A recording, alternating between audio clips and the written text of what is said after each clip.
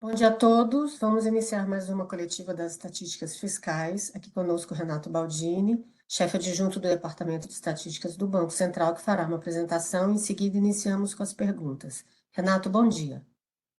Bom dia. Bom dia. Então, vamos aqui às estatísticas fiscais, né? Resultados aí até dezembro de 2024. Então, a gente tem o fechamento do ano nesses dados, tá? Então, em 2024, o setor público consolidado teve um déficit primário de 47,6 bilhões de reais, que equivaleram, né, a 0,4% do PIB. Esse é o acumulado no ano, é o resultado primário no ano de 2024. Esse déficit ficou abaixo do registrado em 2023, quando o déficit havia sido de 249,1 bilhões de reais, ou 2,28% do PIB. Esse déficit primário acumulado nos 12 meses até dezembro é o menor desde junho de 2023, quando havia sido de 0,38% do PIB. Então, olhando assim, mês a mês, o acumulado em 12 meses, desde junho de 2023 para cá, esse foi o menor déficit primário. Tá? Considerando apenas o mês de dezembro, o setor público consolidado teve um superávit de 15,7 bilhões. Em dezembro de 2023, no ano anterior, o setor público havia sido deficitário em 129,6 bilhões de reais. Mas aí, né, era 129,6 dezembro de 2023, agora foi 15,7 bilhões, uma redução muito forte, mas é importante ressaltar que naquele mês, dezembro de 2023, houve um impacto de 92,4 bilhões referentes ao pagamento de precatórios. Houve tinha havido um represamento lá no pagamento de precatórios e houve esse volume todo pago em dezembro, né, daquele ano. Então, essa comparação está um pouco, né, ela está condicionada a esse aspecto aí, é importante ressaltar.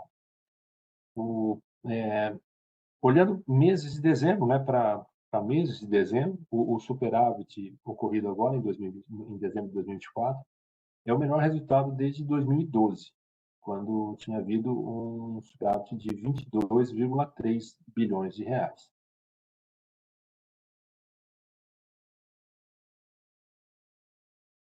Bom, deixa eu confirmar essa informação, mas só um minutinho.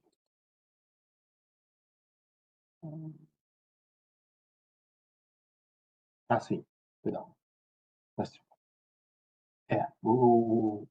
sim, nós tivemos um superávit agora de dezembro de 2024 de 15,7. O último que tinha sido, vou dizer, indo lá para trás, esse foi o melhor por bastante tempo, né, desde 2012. Naquele ano, o superávit em dezembro tinha sido um pouco maior, 22,3 bilhões. É isso. Tinha entendido o número errado aqui.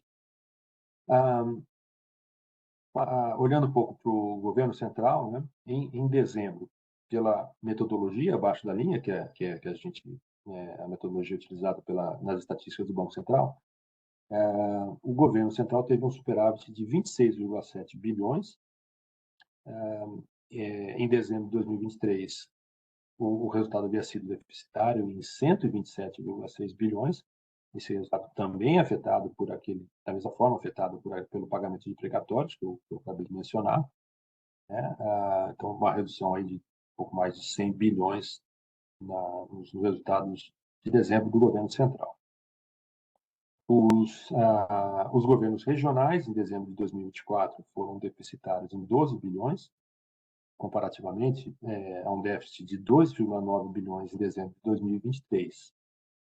E as empresas estatais, em dezembro de 24, tiveram um superávit de 1 bilhão de reais, que foi um pouco maior que o superávit ocorrido em dezembro de 2023, e havia sido de 942 milhões de reais, pouco menos de 1 bilhão, portanto. Olhando novamente para o governo central, mas no ano de 2024, né, o ano todo de 2024, pela metodologia abaixo da linha, né, sempre, o governo central teve um déficit de 45,4 bilhões, né, acumulado no ano, que foi equivalente a 0,38% do PIB. E, esses valores também foram menores que os observados ao longo do ano de 2023, quando, por essa metodologia, né, o Banco Central, o governo central havia sido deficitário em 264,5 bilhões, né, que corresponderam a 2,42% do PIB naquele ano. Bom, o outro componente dos resultados fiscais são os juros nominais, e nos 12 meses de 2024, a apropriação de juros nominais totalizou 950,4 bilhões de reais, que são equivalentes a 8,05% do PIB, e esse montante de juros foi maior que o volume, que o montante apropriado em 2023, que havia sido de 718,3 bilhões de reais, ou 6,56% do PIB. Esse aumento dos juros apropriados em 2024, relativamente a 2023, é explicado pelo próprio crescimento da dívida, né? À medida que a dívida em si evolui de um ano para o outro, ela cresce e, portanto, vamos dizer, o volume sobre o qual os juros incidem aumenta, aumenta proporcionalmente os juros, e também também mais até de forma mais expressiva, né, pela perda em swaps, tá? Em 2024, as operações de swap cambial no agregado, no todo, resultaram uma perda de 115,9 bilhões. Isso se compara a 2023, quando houve um ganho de 70,9 bilhões. Então, já tinha havido um ganho em 2023, agora houve uma perda. A gente tem que ter, para comparar um período com outro, só no que diz respeito aos swaps cambiais, a gente soma aquele ganho que deixou de haver com a perda que passou a haver nesse ano. Então, aí você explica uma parte substancial do aumento dos juros apropriados, da aplicação de juros de 2023 para 2024. Olhando para o mês de dezembro, especificamente, de 2024, né, os juros apropriados no mês somaram 96,1 bilhões de reais, comparativamente a 63,9 bilhões em dezembro de 2023. A elevação, né, de dezembro de 23 para dezembro de 24 teve, entre os principais fatores aí que contribuíram, novamente, o resultado das operações de swap cambial, que em dezembro de 2023 tinham tido um ganho de 6,6 bilhões, e agora em dezembro de 24, uma perda de 19,9 bilhões de reais. Tá?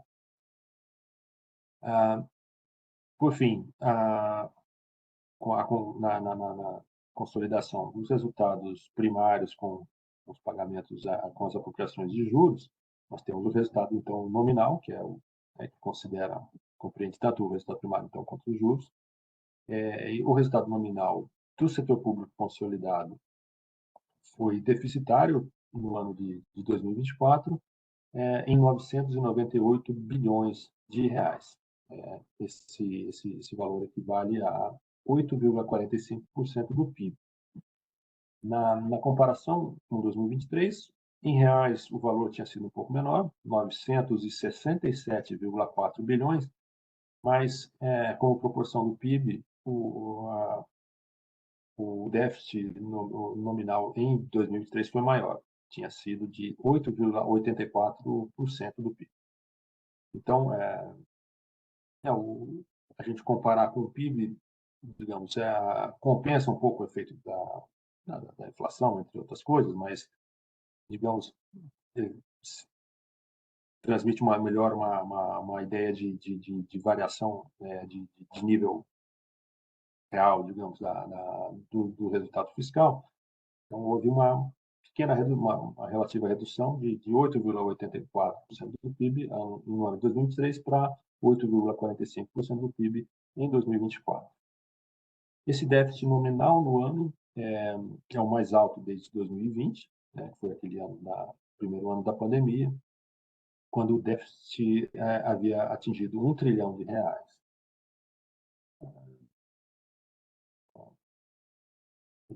Era 1 trilhão e 15 bilhões, tá? É o número mais preciso. Em dezembro, agora de 2024, o déficit nominal foi de 80,4 bilhões, mais baixo que o de dezembro de 2023, quando havia sido de 193,4 bilhões. Esse resultado agora é o melhor para mês de dezembro, desde dezembro de 2022. Dezembro de 2022, o déficit nominal havia sido de 70,8 bilhões. E, novamente, a comparação com dezembro de 2023 e 2023, o resultado é bastante afetado por aquele pagamento de precatórios que eu mencionei. Bom, com isso, com esses resultados, eles afetam a dívida líquida, né? A dívida líquida do setor público, vocês podem ver na tabela 4, se situou em 7,2 trilhões de reais, e equivaleram a 61,1% do PIB em dezembro, né? Portanto, a dívida líquida ficou 0,1 ponto percentual abaixo do nível que tinha sido alcançado em novembro, quando a dívida líquida esteve em 61,2% do PIB.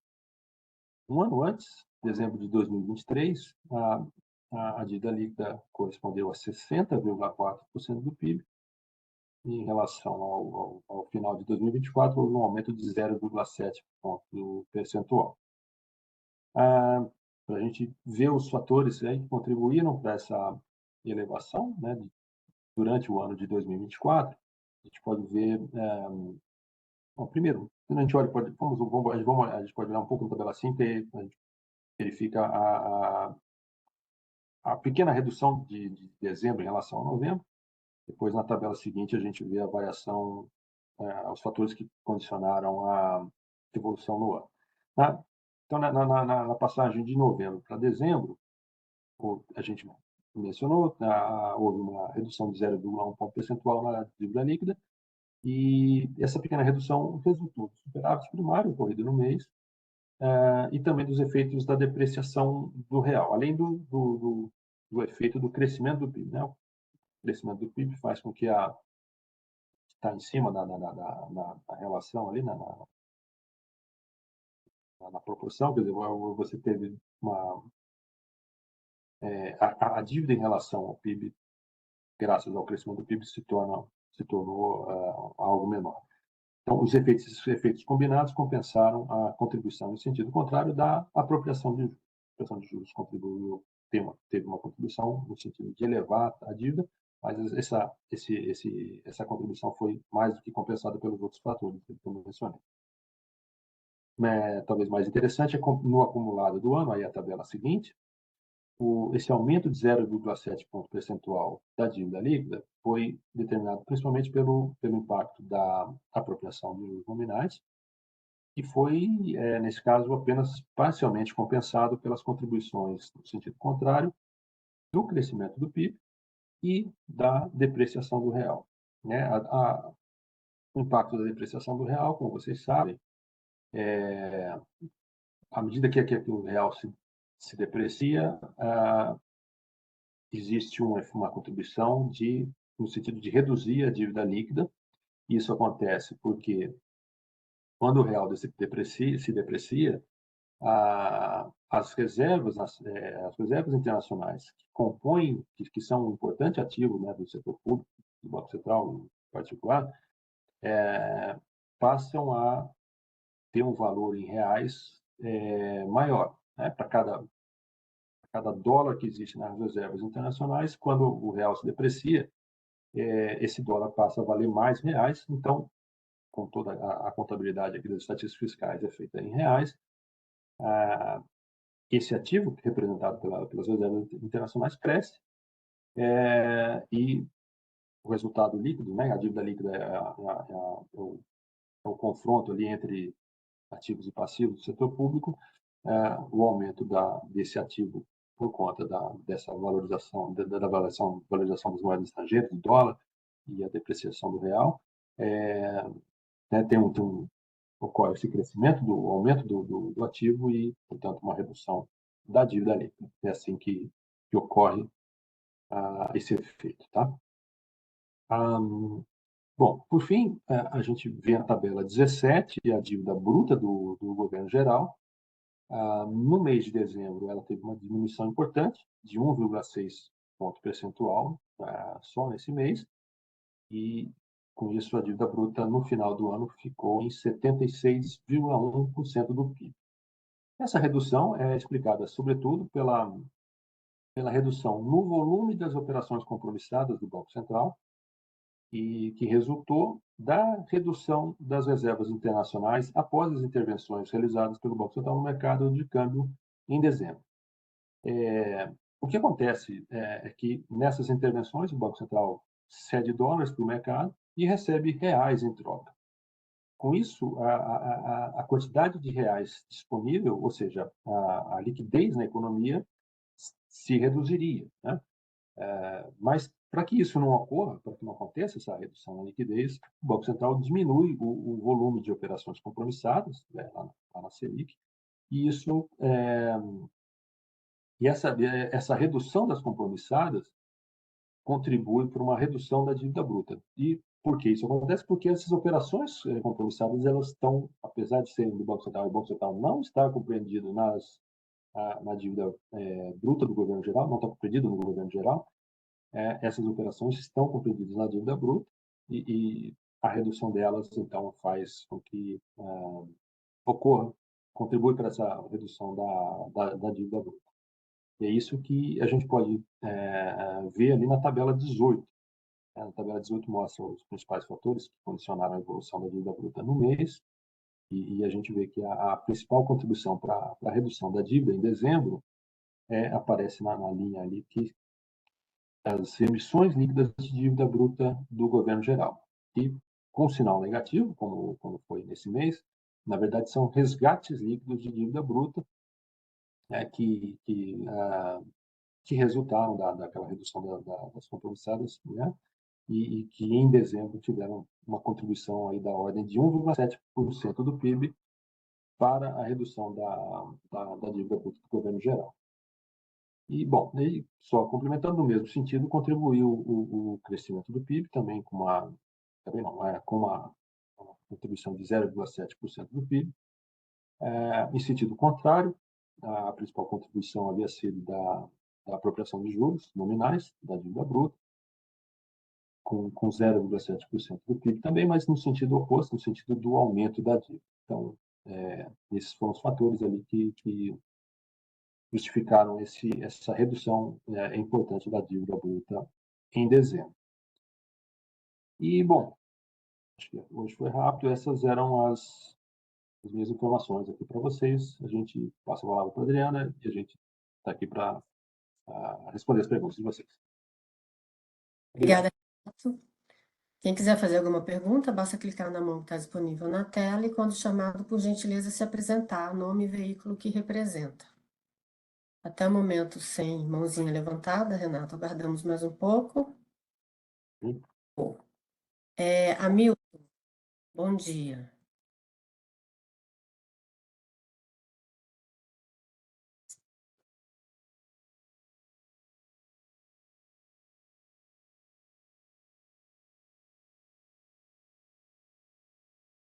Hamilton?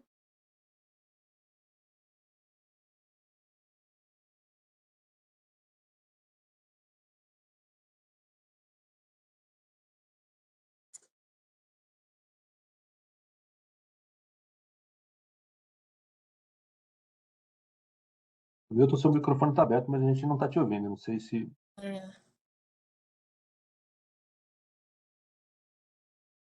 tiver alguma dificuldade.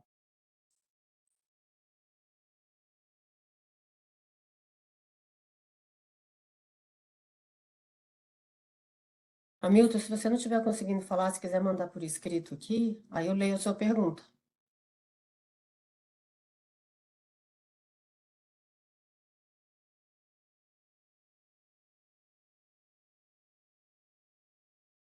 Vamos passar então para o Gabriel. Daqui a pouco a gente retorna, tenta com o Hamilton aqui. Gabriel, bom dia.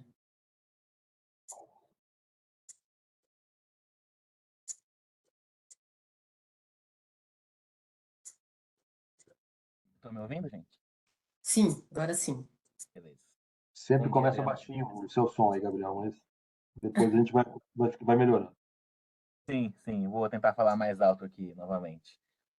Rapidinho, sobre a apuração do resultado primário, a lei do arcabouço fiscal, ela diz que vai ser realizada pelo Banco Central, né?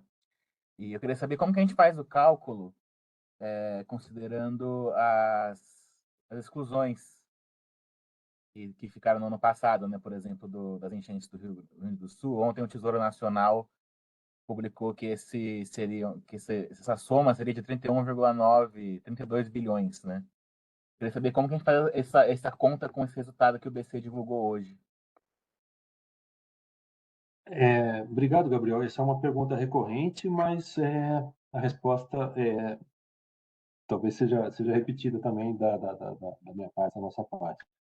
O fato é o seguinte: o Banco Central não tem a atribuição de apurar, de acompanhar e verificar ou de certificar ou qualquer coisa desse tipo o cumprimento da meta fiscal.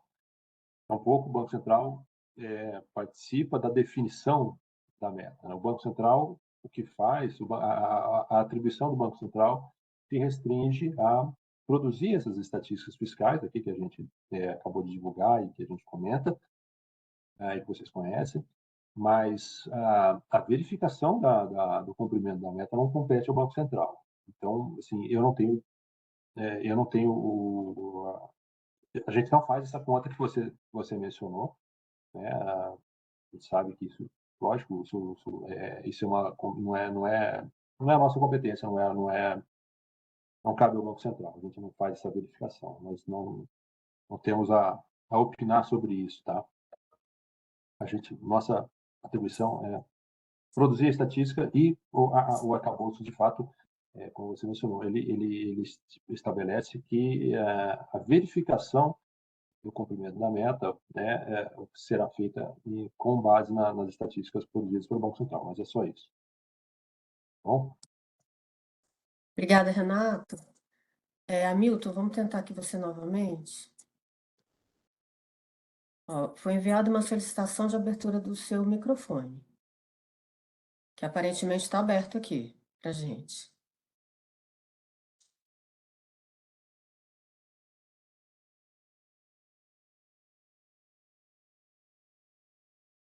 Fechou novamente. Vou mandar novamente, Hamilton.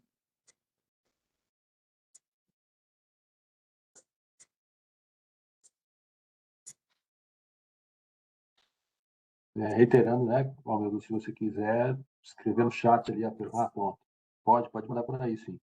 Pode sim.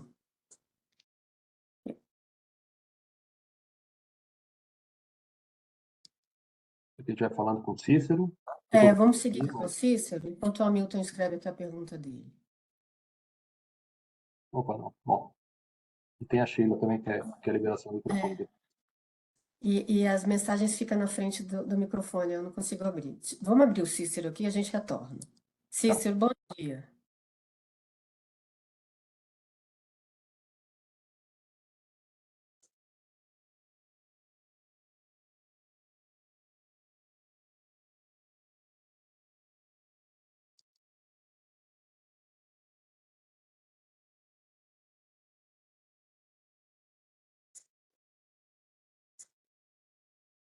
Alô?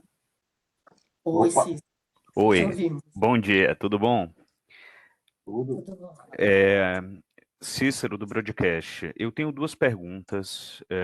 A primeira delas, a gente viu que em termos nominais, né, em reais, o pagamento de juros chegou no pico da série histórica agora em 2024, sendo que o pico anterior tinha sido em 2023, né? Foi de 718 para 950 bilhões.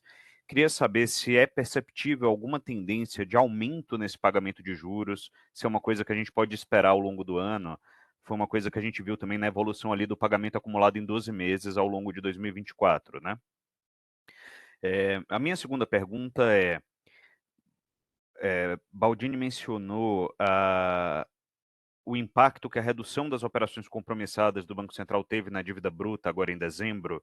Queria entender se isso é mais ou menos one-off, assim, se isso vai ser devolvido em algum momento ou se não, se foi um impacto que aconteceu e ele permanece ao longo do tempo. Obrigado.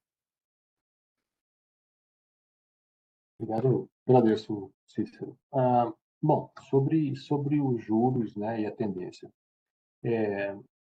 Independentemente da gente fazer ou não projeções, a gente não faz, aqui a minha área produz as estatísticas, tem outras áreas do banco que trabalham com projeções, não é com a elaboração de projeções, mas não é a nossa área.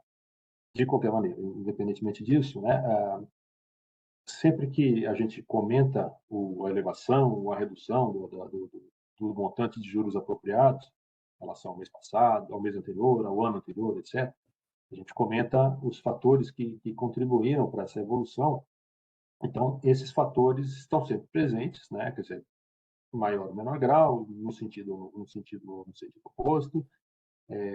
Então, são eles que vão, digamos, determinar a tendência, o resultado, né? O resultado que vai acontecer ano que vem e que nos demais anos.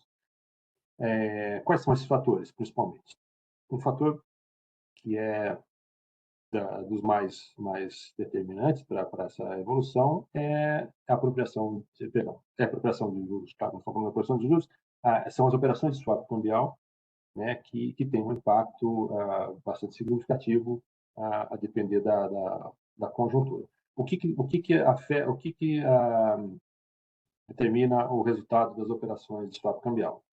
É a variação da moeda estrangeira. Então, no período agora que a gente comentou, 2024 em relação a 2023, a apropriação de juros aumentou bastante, porque o Banco Central teve perdas nas operações de swap cambial, e elas decorreram da depreciação do real ocorrida nesse período. Então, assim, quer dizer, se você tiver uma perspectiva de depreciações adicionais, você vai ter uma perspectiva de aumento da apropriação de juros. Não sei se é essa a perspectiva que nós temos, quer dizer, tem a impressão que não, mas não vou fazer previsão de câmbio, porque então isso é complicado mesmo para quem é especialista nesse tipo de análise, que não é meu caso. Mas a linha seria essa. Então, se você supor que a perspectiva é de depreciação do real no médio prazo, isso vai acontecer, isso teria como efeito, né, provavelmente perdas em operações de swap cambial e, consequentemente, elevação da apropriação de juros. Outros fatores, o tamanho da dívida. A dívida, à medida que o tempo passa, a dívida aumenta, a dívida líquida, bruta, que seja, a dívida pública, você tem um bolo ali, né, sobre o qual as taxas de juros são aplicadas, e à medida que a dívida em si aumenta proporcionalmente a apropriação de juros. Outros fatores são os indexadores da dívida. Então, a dívida é parcialmente indexada à Selic, ela é parcialmente indexada a índices de preços. Então, se você tiver elevações dos índices de preço, se você tiver elevações da Selic, você vai ter efeito no sentido de elevar a apropriação de juros também. Então, sem eu fazer uma estimativa do que vai acontecer com todos esses fatores intervenientes, seja o câmbio, sejam os índices de remuneração da dívida, eu diria que você precisa olhar para esses fatores, né, e ver qual é a perspectiva que você enxerga nesses fatores para avaliar se a perspectiva é de expansão, de crescimento da apropriação de juros no futuro. Sobre as compromissadas, você perguntou se ela é algo one-off, se é uma coisa que vai acontecer e pronto, ou se vai ter retorno, né?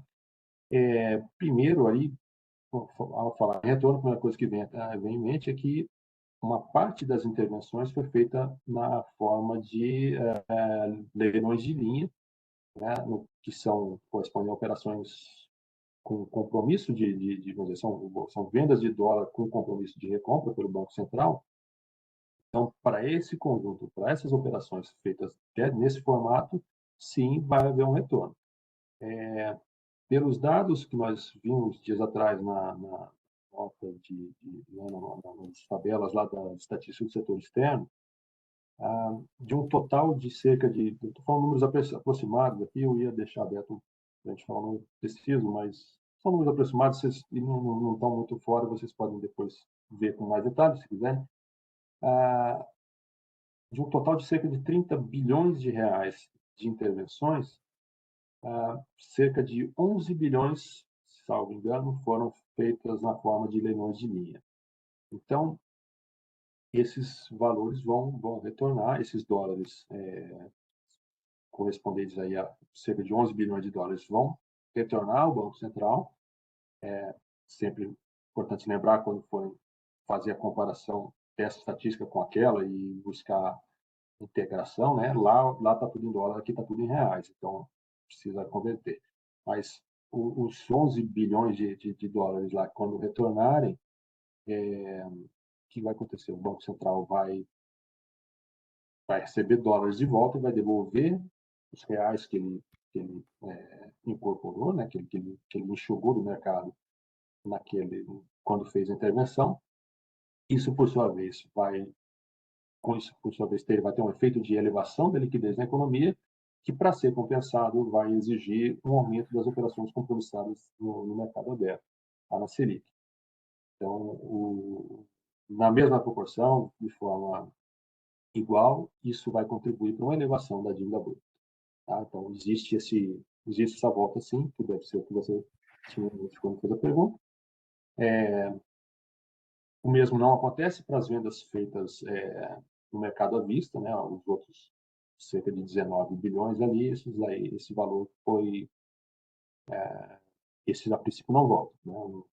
Se o Banco Central fizesse uma outra intervenção no sentido oposto, mas a princípio ela não tá contratada, como é o caso dos leilões de linha, tá bom? Acho que é isso. Posso fazer uma última parte, então? Quando a gente falou, quer dizer, primeiro, obrigado, mas quando a gente falou dessa questão do pagamento dos juros e dos fatores determinantes, incluindo o crescimento da dívida e a taxa Selic e tudo mais, tudo mais constante, então, se a gente tiver esse ano uma taxa Selic média maior do que a do ano passado, como parece que vai ser o caso, de acordo com as projeções do mercado, com o forward guidance do próprio Copom, a gente estaria caminhando para algum impacto para cima no pagamento de juros, desconsiderando eventuais variações de câmbio, etc. Correto? Está correto sim, Cícero. Como você disse, o importante é o tudo mais constante, né? Perfeito.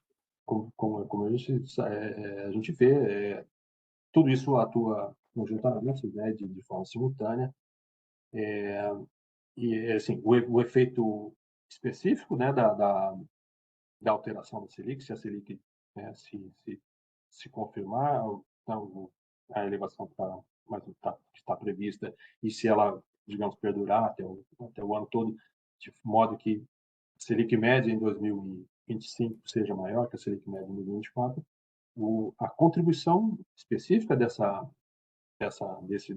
fator vai ser no sentido de elevação do volume de juros apropriados. Só um comentário aí, só uma ressalva, é que tendem a ser mais volumosas, mais expressivas em termos absolutos, as variações decorrentes dos resultados do swap cambial. Porque o swap cambial de 2023 para 2024 ele variou quase 200 bilhões, é um volume bem maior. Então, se você tiver, aí vai depender do comportamento do câmbio. Para que aqui é Esse é um comentário quase matemático, tá? Para que o efeito da Selic seja preponderante em relação aos swaps cambiais, você teria que ter um câmbio que ficasse, vou dizer, no total do período estável. Ele pode até oscilar durante o ano, né? ganha um mês, perde no outro, etc. Mas se você olhar, digamos, né, as duas contas, começo e final do ano, teria que ter níveis muito próximos para que o efeito das operações de swap cambial fosse baixo, né, seja num sentido ou seja no outro, e de modo que preponderassem outros efeitos, tais como o da variação da Selic ou da variação do IPCA, tá bom? Mas isso é um comentário puramente matemático, não é tão relevante. Desculpa. Obrigado. Obrigado, Cícero. Valeu. Vou ler agora a pergunta do Hamilton, tá, Renato? Aqui é Hamilton Ferrari, Poder 360. Ele pergunta: o governo disse que o levantamento das estatais via BC não é o mais adequado, porque não inclui materialização de investimentos. O senhor pode explicar de forma didática essa diferença para o levantamento do governo e quantas estatais são contabilizadas? É isso. Obrigado, Milton. Não sei se eu vou poder te explicar, se eu vou poder te responder de forma completa, mas olha só. Primeiro, o Banco Central apura o resultado fiscal segundo a metodologia que é chamada, conhecida como abaixo da linha. O que isso, e diferentemente do que calcula o Tesouro usa a metodologia acima da linha. O acima da linha, ele considera para cada ente do setor público as receitas e despesas, né? Soma todas as receitas, soma todas as despesas, né? Apura o resultado líquido, pode ser um superávit, pode ser um déficit. Então, vamos dizer, ele tem, como se você tivesse no teu orçamento pessoal, você olhasse cada item do que você gastou, do que você recebeu de pagamentos, né, tudo mais. O Banco Central não tem o acesso a todos os componentes. O Banco Central não acompanha pagamentos, despesas dos entes públicos, né, em particular das empresas estatais. O que o Banco Central faz é comparar o nível de endividamento dos entes públicos entre um período e o período seguinte. Então, as empresas estatais conjuntamente tinham um nível de dívida no final de 2023, que era X, lá, seja qual for. 2024, esse nível de endividamento, esse volume de endividamento era um outro valor, Y, né? Essa diferença de X e Y vai mostrar o resultado das empresas estatais no período em questão, o ano, o mês, o que for. De fato, assim, eu diria que eu não faria, sei lá, juízo de valor sobre nenhuma das duas metodologias, sobre a forma como o Banco Central apura ou deixa de apurar, mas a informação mais detalhada sobre os resultados das empresas estatais é o resultado apurado e divulgado pela SEST. SEST é a Secretaria de Acompanhamento, o nome é comprido, mas isso aqui é de governança das empresas estatais, mas é SEST, né? E vocês podem olhar, eles também divulgam as informações, né? Talvez tenha sido de uma divulgação deles que você tenha encontrado essas informações. Mas de fato, a informação mais detalhada e mais rica, empresa a empresa, né? Muito mais do que o Banco Central tem a capacidade de produzir. Tá? Então, eu recomendaria que você atente principalmente para a estatística divulgada, produzida pela SEST. Okay? Obrigada, Renato. Hamilton, se tiver mais alguma pergunta, se quiser mandar aqui por escrito, eu leio novamente aqui para você. Sheila, eu vi que você primeiro pediu para abrir seu microfone, depois você mandou as perguntas. Vamos tentar abrir seu microfone, caso não dê certo? Eu leio aqui.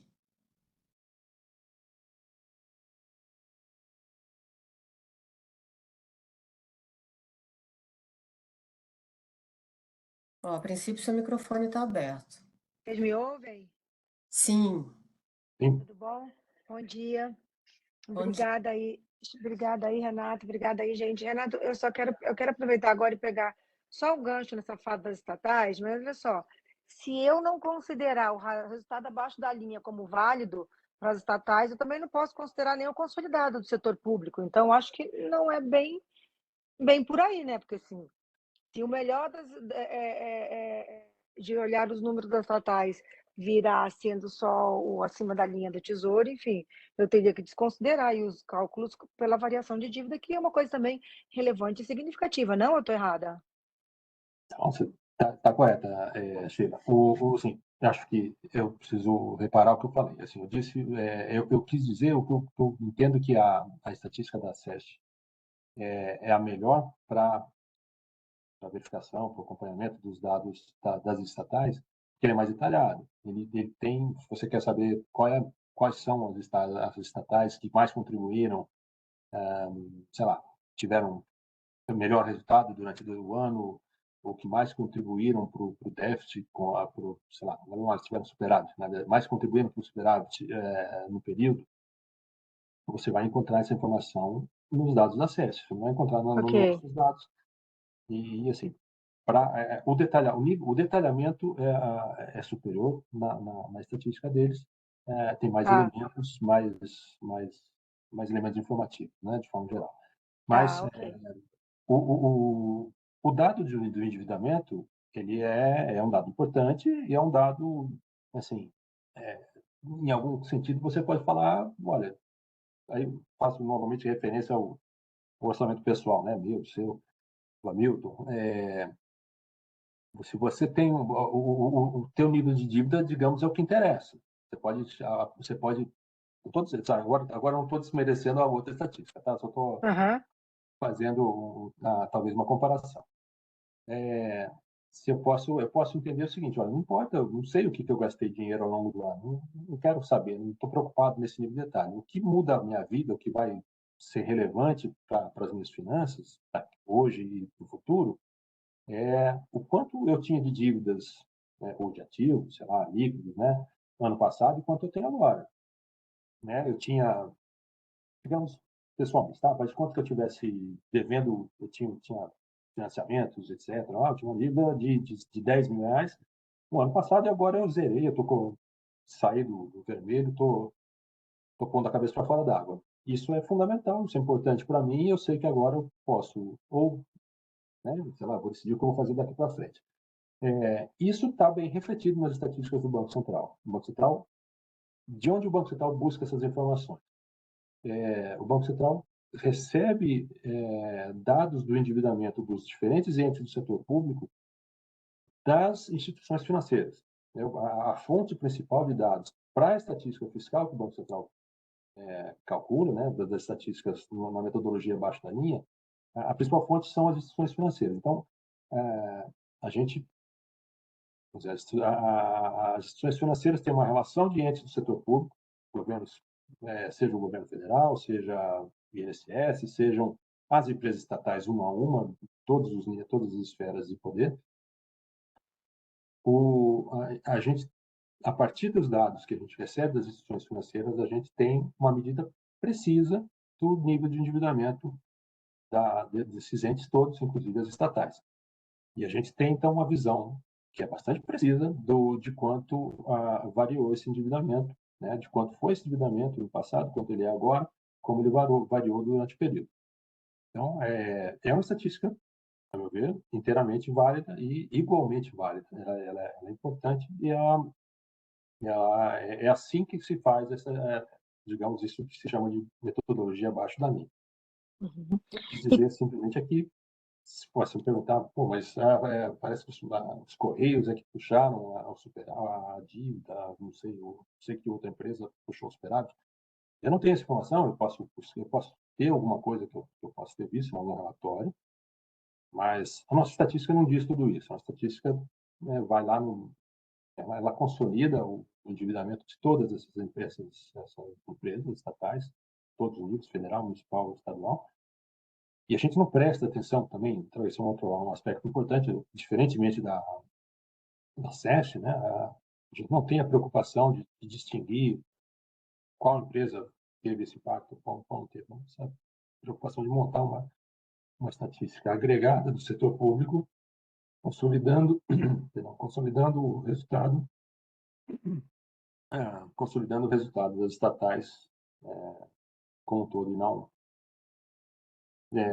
digamos, Mas qual a ser análise que dá para focado. fazer, Renato? Qual a análise dá para fazer para essa piora registrada 2023, 2024? E assim, as estatais estaduais, o número é exatamente igual 2023, 2024? Que é exatamente igual, não sei se foi algum erro ou é isso mesmo. Deixa eu olhar aqui, que você viu isso na tabela 1? Eu vi naquela. Ai, mas já nem me sei mais. Deixa eu ver aqui, peraí. Acho que era nas primeiras tabelas. Deixa eu ver, peraí. Olha só, deixa eu ver. Vamos olhar os dados juntos aqui. Na tabela 1, né, você tem o resultado do mês de dezembro. Ah, as estatais federais tiveram, nesse mês, um superávit de 693 milhões. No mês anterior, 1 bilhão 589, outubro 273 milhões. Eu não estou vendo o número. Não, é no ano, é na tabela 2, ó. Tá, tá. É o 1 bi 300. Ah, Exatamente janeiro, dezembro de 2023, exatamente igual a janeiro, dezembro de 2024. eu tenho, quando eu clico no acumulado, de fato, o número é o mesmo, mas se você, eu não sei, acho que quando você clica na tabela, você clicar nas células onde estão esses dois números, você olha no cabeçalho ali da planilha do Excel, Ah, tá você vê, diferente. Tá você vê 1299 e números, 1300. Tá, isso, não, beleza. Só, tem uma tá. E diferença grande. o que que pode explicar essa piora nas estatais? Aí a piora vem das federais, né? Na verdade, bom, assim, só uma olhada. Primeiro, eu tinha visto, cadê? Elas foram superavitárias no mês, né? No ano, você tem um déficit de 8,1 bilhões e de 2,2. Eu não tenho mais informações, Sheila, desculpa, mas a gente pode levantar o que, mas aí é aquela coisa, né?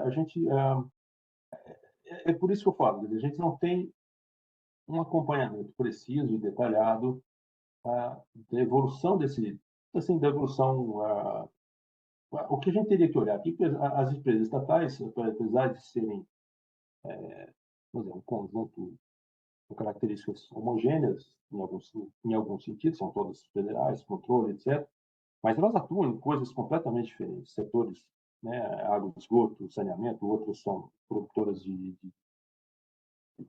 lá, de equipamentos militares, você vai encontrar aqui de absolutamente tudo. Então, você teve setores que tiveram resultados melhores ou outros piores. Não tem uma análise que seja que se possa atribuir a elas como um todo. Não teve, assim, eu pelo menos não tenho conhecimento de assim. Se você olhar para os governos estaduais, você pode fazer eventualmente comentários tipo políticas de renegociação de dívida. Você teve mudou a tributação, o regime de tributação pode ter tido um impacto determinado sobre o conjunto dos governos regionais. Não é o caso com empresas estatais, seja o que for, porque elas têm, como eu falei, elas atuam em mercados completamente diferentes, mercados ou áreas de atuação, né, que são muito Uhum. diferentes. Então, você teria que olhar aí sim uma por uma, e para isso que eu digo que a melhor fonte seria Ah, os dados da SEC. os correios são considerados nesse número, né? Sim, são. Tá, tá. E aí a minha outra dúvida era só assim, quando a gente fala na dívida líquida do setor público, a gente falou aí do impacto positivo que o câmbio tem quando você contabiliza as reservas convertidas em reais, correto? Correto? Eu queria ver aonde que eu vejo esse número, porque assim, quando eu vejo o gasto nominal, ou seja, o impacto dos juros, ou seja, e dos encargos financeiros de uma forma geral, na dívida, eu olho aqui para essa tabela 2, correto?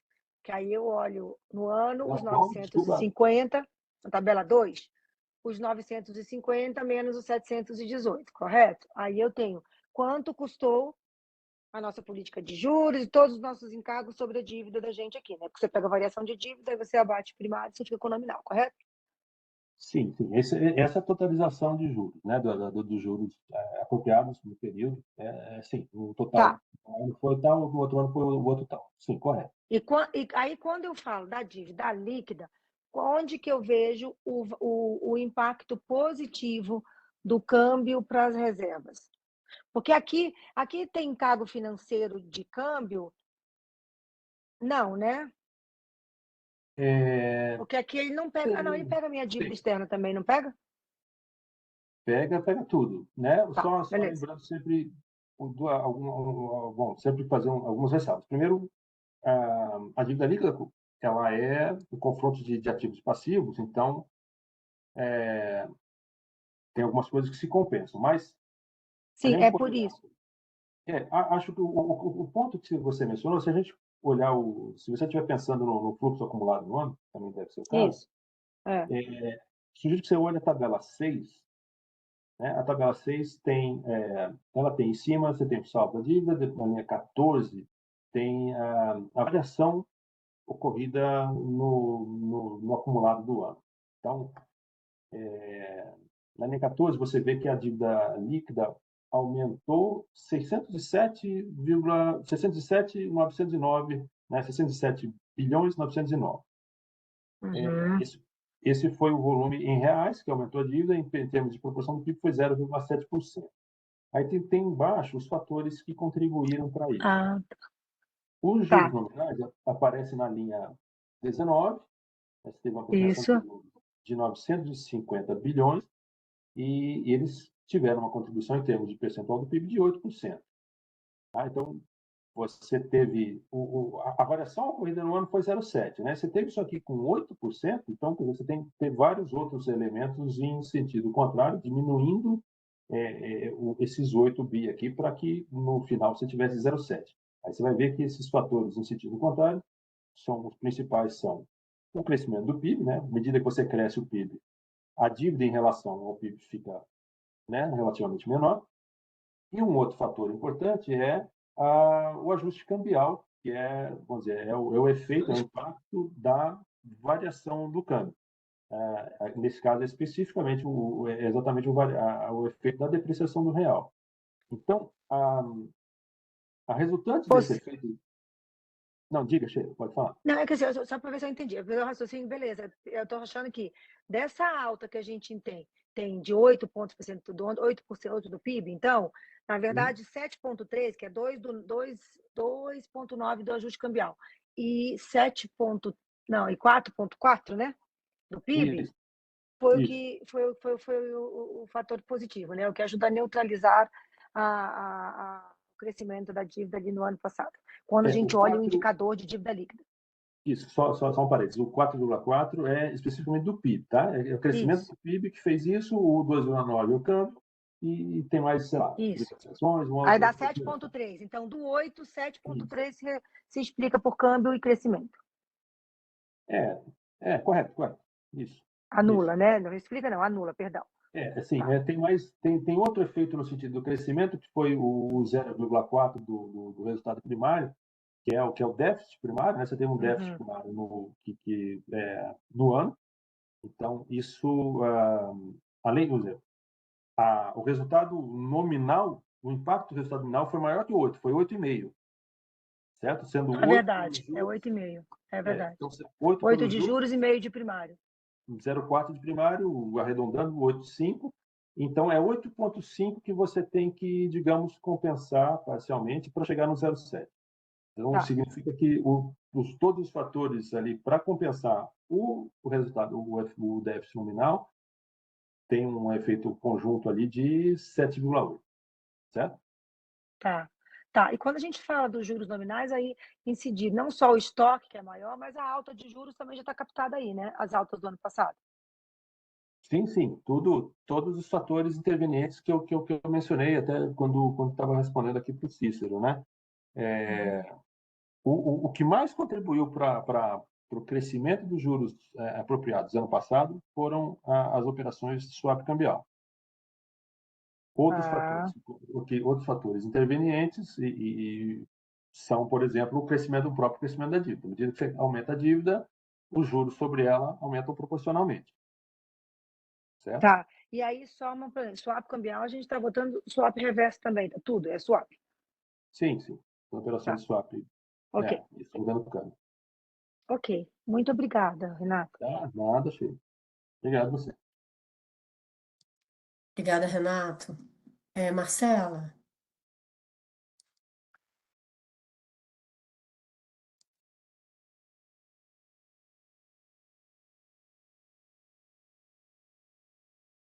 Em cima da do Cícero, se a gente pode, resumindo, dizer, então, que 1/3 da redução da dívida bruta decorrente exclusivamente da venda de reservas vai voltar.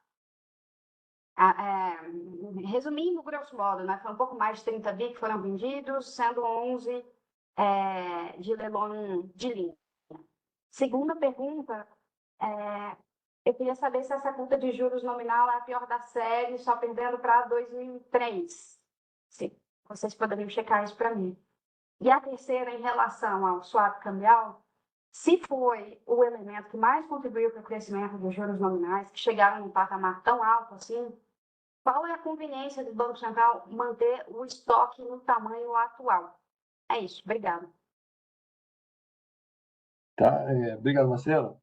Vamos lá, deixa eu ver se eu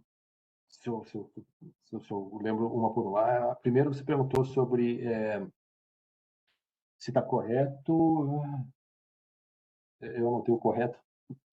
A tua avaliação de que, de que um terço desse efeito que foi de redução da dívida bruta, né, vai retornar assim que as operações, vamos dizer, de leilão de linha ali forem revertidas. Sim, é uma análise correta e, como você falou, aproximadamente cerca de um terço foram as operações de intervenção foram realizadas naquele formato e, portanto, vão retornar e, ao retornarem, vão ter um impacto ali de elevação da dívida bruta, da mesma forma como no sentido oposto ao que ocorreu em dezembro, final do ano. O resultado nominal, né, em relação à série. Deixa eu achar aqui, eu tenho a tabela. Essa pergunta é se o resultado nominal do setor público consolidado é o pior desde quando, né? É isso?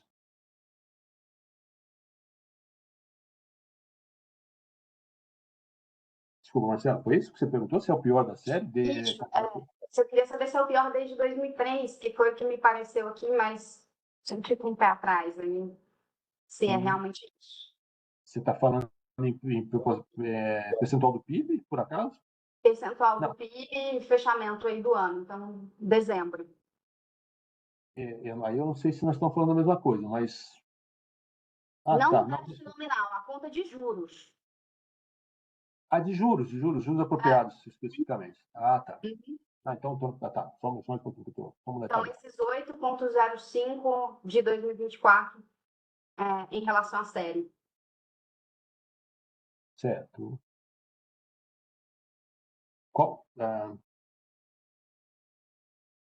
Eu vi aqui 2003, 8,42, não sei se é isso mesmo. O número que você viu agora é o 805, né? Isso. Isso, tá. Na série tem 2015, dezembro de 2015 estava em 8,37, 8,37% do PIB. Uhum. Se você olhar mês a mês, aí tem até, bom, aí esse mesmo, no início do ano estava 8,99, mas né, olhando o fechamento do ano, o último pior tinha sido 2015, e aí sim 8,42 lá atrás, como você falou. Mas são os dois, não.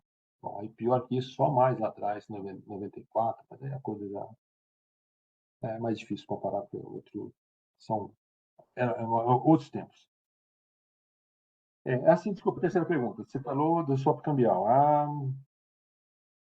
Marcelo, desculpa. Repete, por favor. Sem problema algum, Renato. Eu queria saber qual é a conveniência de manter o estoque de swap no tamanho atual, considerando que o impacto é tão grande quando há uma desvalorização do real. Sim. Bom, você sabe, eu compreendo a tua pergunta e você sabe também que,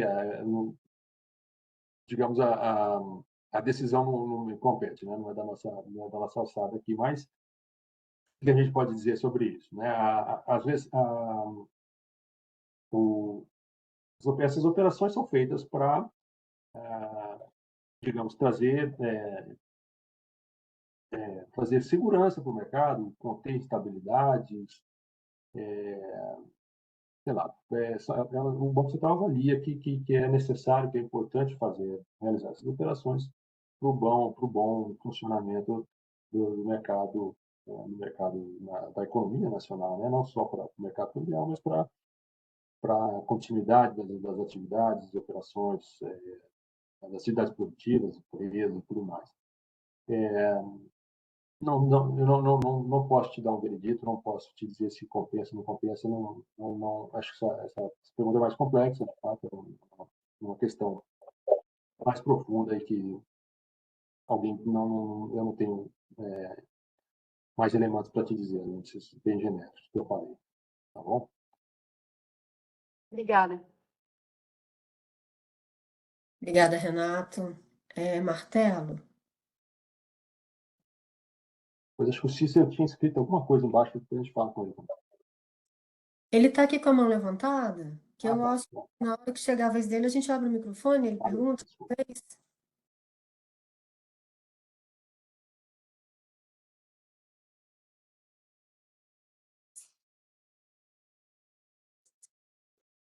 Até está aparecendo com o microfone fechado. A solicitação foi enviada, mas eu acho que não deu certo na hora de abrir. Martelo, vou enviar novamente. Agora acho que sim. Alô, me ouvem? Sim. Sim. Yeah. Ah, legal. Ô, Renato, tudo bem? Só uma dúvida aqui sobre as estatais, que é o tema aí que está aparecendo hoje com um pouquinho mais de relevância. Eu queria entender por que vocês consideram só essas 20 estatais no cálculo do primário. A gente tem aqui uma lista que o MGI divulgou ontem. Eu queria saber por que elas entram, elas são dependentes, mas não são todas as dependentes. Qual o critério? Só para a gente explicar direitinho. Só isso mesmo, obrigado. Martelo, essas são as estatais consideradas, é a relação completa de estatais dependentes ou é uma relação de estatísticas de estatais que estão no cálculo, sei lá, em algum dado da CEST, da Tesouro? É, Na verdade, porque assim, olha só, a nossa estatística considera todas as estatais, desde que elas não sejam do setor financeiro. São mais que 20, são mais do que, bem mais do que 20 empresas. Se você, acho que mesmo os federais são mais do que isso, bem mais que isso. No total, muitíssimo mais. Imagino que esses dados sejam, essa informação que você falou, seja só de estatais federais não dependentes, mas ainda assim nós temos mais que isso. Não tem a gente não se restringe àquela lista.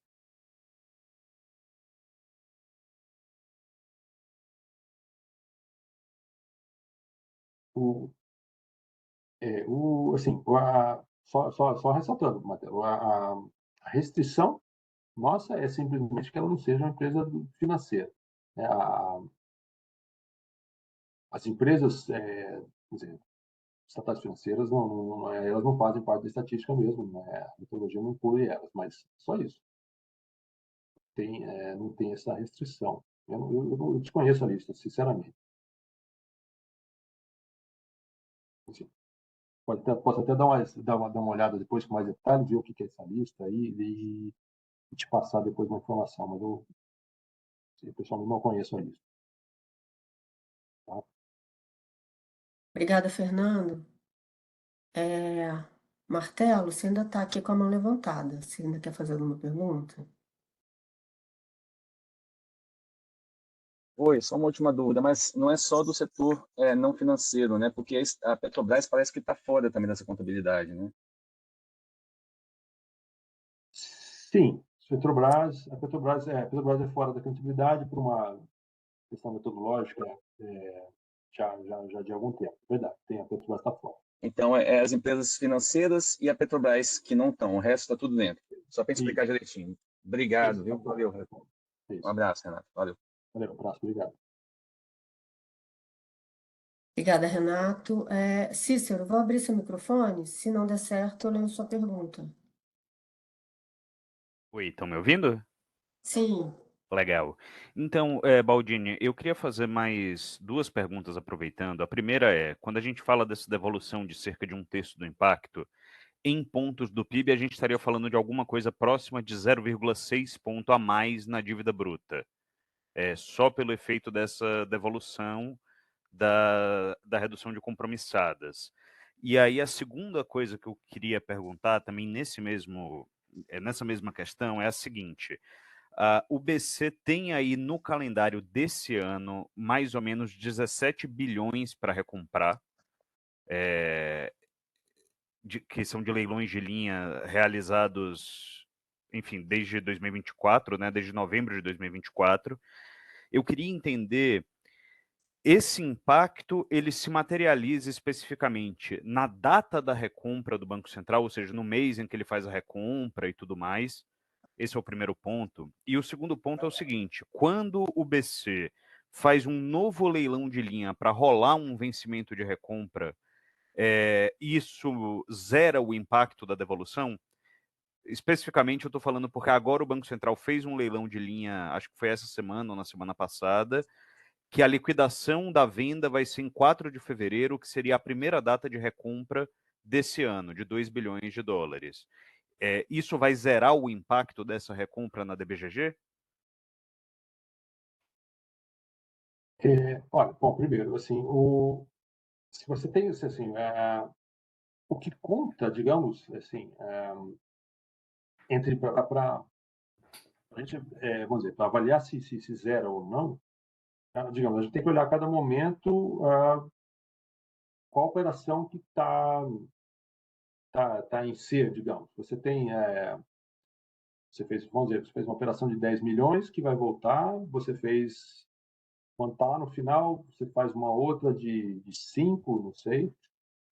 Se numa determinada data você tem aquela de 10 que ainda não voltou e a outra de 5 já foi feita, você teoricamente você tem 15 naquele dia. Naquele momento você está com 15 em aberto ali, você tem um impacto resultante disso.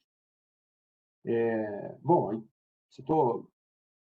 aí assim, depende de quando você fecha a estatística. Né? A estatística, a gente apura. A estatística pode ser apurada continuamente, mas os dados que estão divulgados eles se referem a posições mensais ou posições de fechamento de ano. Então, digamos, para que você enxergue isso na estatística, eu acho que o que conta primeiro, a posição, por exemplo, no final do mês. No final do mês você tem o que está aberto, o que está em aberto. Né? Você tem aquele leilão de 10 que vai voltar dia 2, não sei, e você tem um outro que foi contratado, que já foi feito agora dia 25 e que já está, um dia vai voltar no sei lá quando. Então, você tem 15 em aberto, digamos, naquela data, seriam 15 milhões, né, nesse meu exemplo, e cujos dólares estão em poder do mercado e que um dia vão retornar ao Banco Central. Então, se você, em termos de um zerar o outro, o ponto seria esse. Quanto a se... deixa eu só ver uma coisa aqui para ver. Assim, quanto a contratação, né? Quer dizer, você tem a contratação com liquidação lá na frente. Eu acho, deixa eu ver, eu acho que isso, considerando que você tem a critério que a gente utiliza, o critério de caixa, eu creio que seja a data da efetiva liquidação. Né? Quer dizer, ou melhor, você dá a entrega dos dólares pelo Banco Central e depois a entrega dos dólares de volta pelo agente que ficou com os dólares lá de volta para o Banco Central. Mas eu confirmo isso para você daqui a pouco. Eu acho que já vejo essa informação.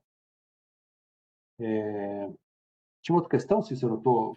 Sim, quando a gente fala dessa devolução de 1/3, é como se a gente dissesse que ao longo do ano a gente tem um aumento de 0,6 ponto do PIB mais ou menos contratado?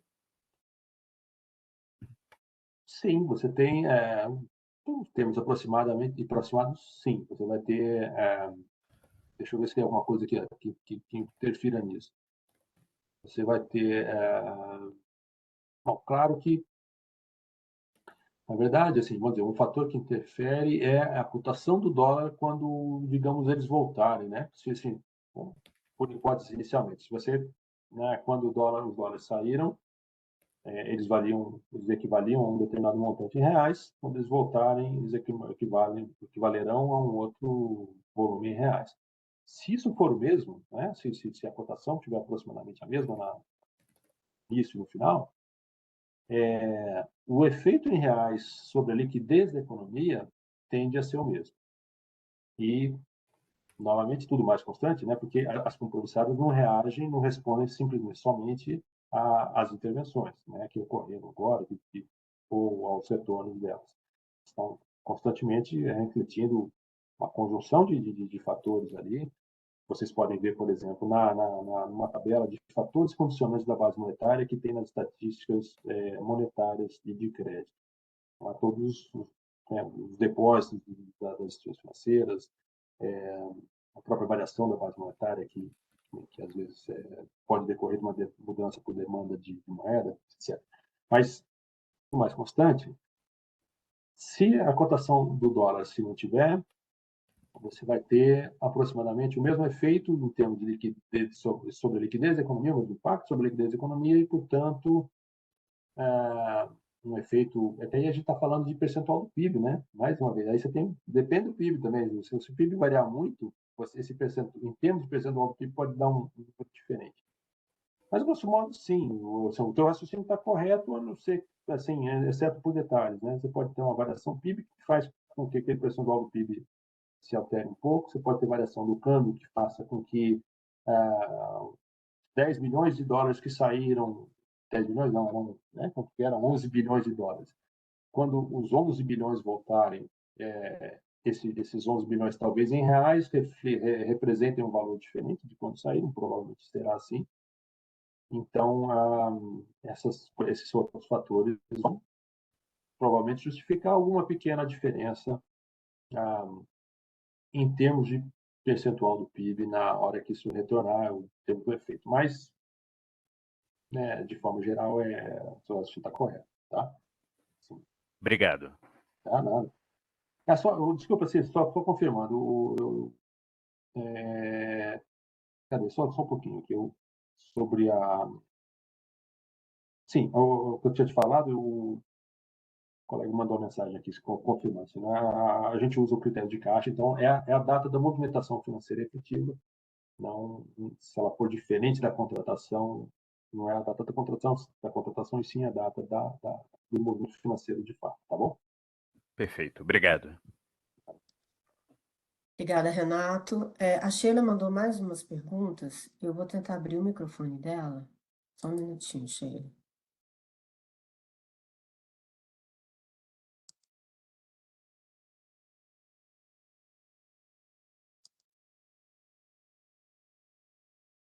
Oi, abriu, vocês me ouvem? Sim.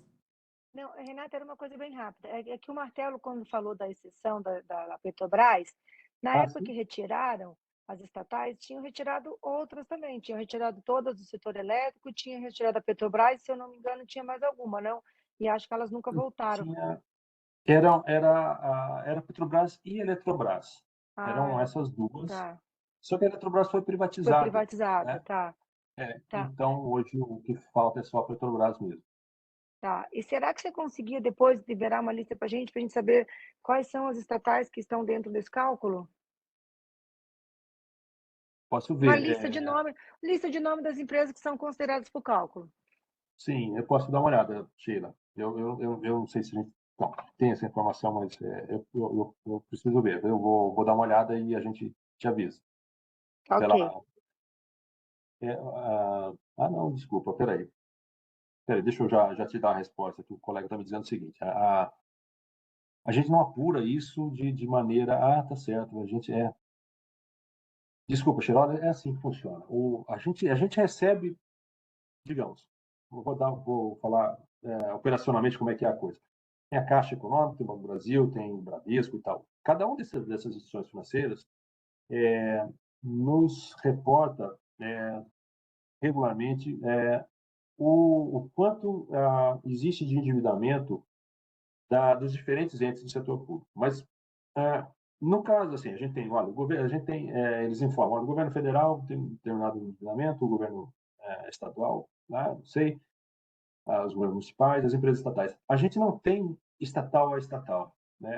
Essas informações que a gente recebe, a gente não recebe uma lista da Caixa Econômica dizendo que Correio, o endividamento do Correio é tal, sei lá, da outra empresa tal e o que for. A informação que a gente recebe dos bancos é consolidada, ela é agregada para o conjunto das estatais federais, para o conjunto das estatais estaduais e das municipais. Então, eu não tenho essa relação, a gente não tem uma relação específica para isso. Tá, Então, assim, mas não precisa dar o número, eu queria só os nomes, só isso. Todas as empresas estatais são não, consideradas, só isso. Porque assim, até para os mas bancos te mandarem, você tem que passar do que você quer, né?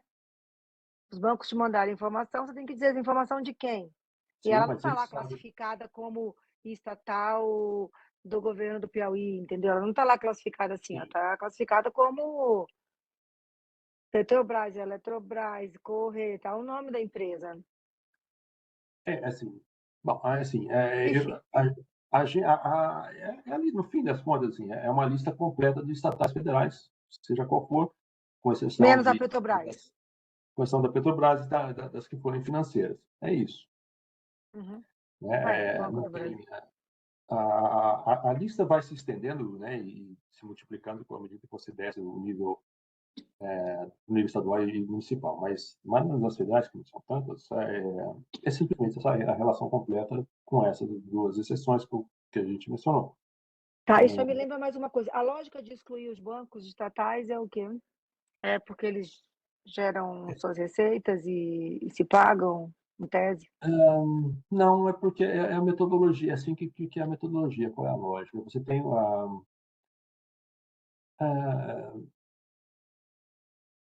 bom, puxa vida, essas são vários passos atrás. Você não considera, eu acho que o ponto é que, não sei, você está olhando as estatais financeiras como, como dizer, um outro setor de atividade que tem um outro tipo de efeito, um outro tipo de impacto na economia em relação ao que existe das outras estatais e dos outros entes públicos, né? As empresas financeiras são intermediárias, são intermediárias financeiras, são intermediárias da relação entre, sei lá, das relações econômicas da economia do país. Tem impactos diferentes. Você teria que analisar assim, o resto da economia tende a ser devedor em relação às empresas financeiras. E a hora que você consolidasse a dívida pública, você teria uma coisa meio esquisita, né? Você tem as empresas estatais, os governos estatais que têm endividamento, então você tem um conjunto ali de dívida pública, e você estaria incorporando nisso empresas que são credoras de outros setores. Acho que isso o foco da estatística não deveria ser esse outro, né, de incluir o setor financeiro. E dessa forma é calculado, não só no Brasil, mas no mundo todo, e não é por acidente. É daquelas coisas que estão, digamos, né, sempre foi assim, você às vezes não para para pensar, mas que seria uma coisa muito diferente. Você teria um resultado, o resultado analítico de você ter isso dentro seria muito diverso do que ele é hoje e provavelmente não seria o mais adequado, né? Você teria uma análise que ficaria prejudicada se você tivesse isso para dentro. Acho que é importante que seja dessa forma. Ok, tudo bem, obrigada. Nada. Obrigada, Renato. Até o momento, sem mais perguntas. Guardamos um pouquinho. Sim? À vontade.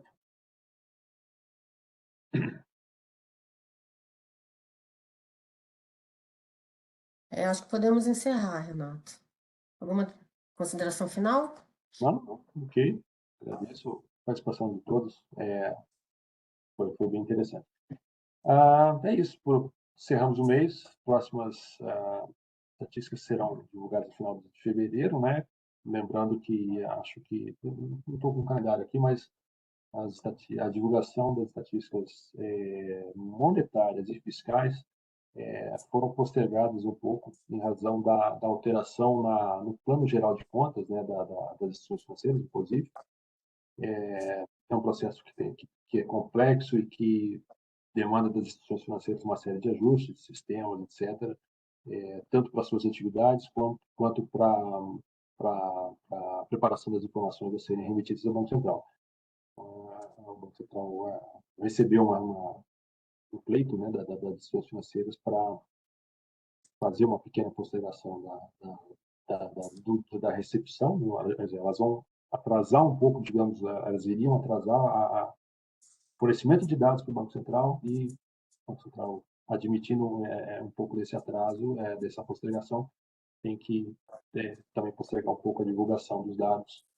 Então, essas duas notas, né, dados monetários de crédito e fiscais, salvo engano, serão feitos no início de março, e não no final de fevereiro. Mas são alguns poucos dias aí de defasagem adicional em razão desses aprimoramentos, essas alterações que houveram no COSIF. Bom, só para lembrar, mas o calendário está lá publicado, se vocês sabem onde verificar. É isso, muito obrigado.